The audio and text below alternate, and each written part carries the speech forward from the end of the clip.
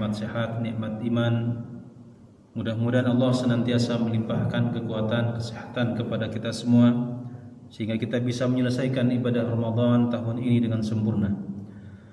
Salawat dan salam kita haturkan kepada junjungan kita Nabiullah Nabi Muhammad sallallahu alaihi wasallam, kepada keluarga beliau, sahabat dan orang-orang yang mencintai beliau.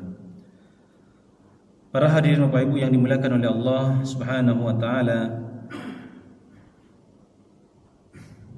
Allah Subhanahu wa taala memerintahkan kita berpuasa sebagaimana dalam surat Al-Baqarah ayat 183, di mana kita semua mungkin sudah hafal dan sering kita mendengarnya.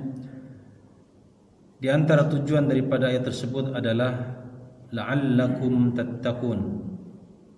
Tujuan daripada kita diperintahkan puasa oleh Allah Subhanahu wa taala adalah agar kita menjadi orang yang bertakwa.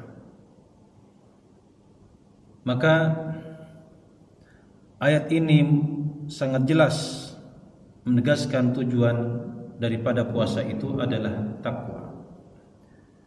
Dan takwa tidak mungkin kita capai ikhwatal iman tanpa kita melakukan proses penyucian jiwa atau tazkiyatun nafas. Tazkiyatun nafas artinya membersihkan hati, membersihkan jiwa kita. Sebagaimana firman Allah Subhanahu wa taala, qad aflaha man zakkaha wa qad khaba man dassaha. Maka beruntunglah orang-orang yang senantiasa berusaha membersihkan hatinya, mensucikan jiwanya, wa qad khaba man dassaha, dan sungguh rugilah orang yang mengotori hatinya. Maka puasa ini fatal iman wal Islam, saudara-saudaraku yang dimuliakan oleh Allah Subhanahu wa taala, sesungguhnya dapat melatih kita membersihkan hati kita.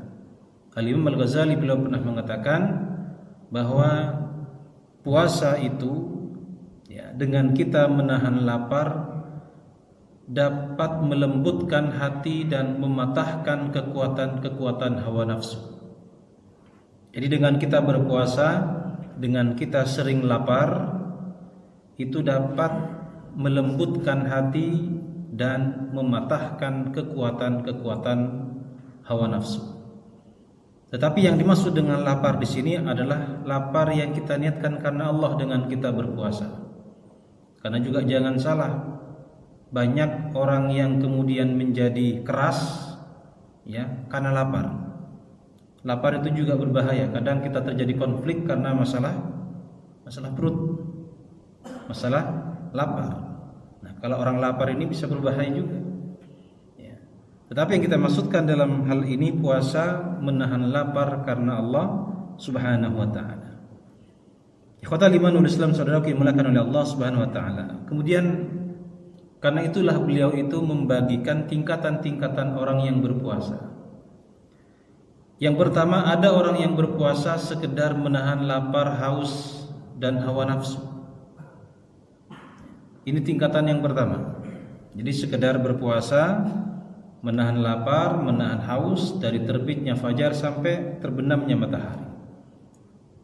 Ini puasanya orang umum. Umumnya kita berpuasa memang seperti itu. Hanya menahan lapar, haus, tetapi tidak ada aktivitas yang lebih daripada itu. Kemudian yang kedua, ada orang yang berpuasa hanya sekedar menahan tubuhnya dari maksiat ataupun dosa.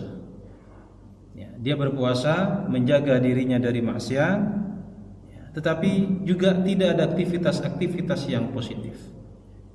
Biasanya orang-orang seperti ini yang penting berpuasa dari pagi tidur sampai menjelang buka. Jadi aktivitasnya habis sahur, habis subuh tidur sampai siang bangun, sholat lanjut tidur lagi. Nah, ini puasanya orang-orang yang tidur. Ini puasa yang biasa juga. Nah, kemudian tingkatan yang ketiga, orang yang berpuasa yang menjaga hatinya, bukan hanya sekedar menahan lapar dan haus, tetapi juga menjaga hatinya, menjaga lisannya, dari penyakit-penyakit hati seperti riya, riba, hasad. Kemudian menghidupkan malam-malam Ramadan dan menghidupkan siang hari di bulan Ramadan. Nah, mudah-mudahan puasa kita bukan sekedar yang menahan lapar haus, menahan diri kita, tubuh kita dari maksiat, tetapi juga marilah puasa kita berusaha melatih hati kita, membersihkan jiwa kita dari penyakit-penyakit hati yang sesungguhnya dia dapat merusak nilai-nilai daripada ibadah puasa kita.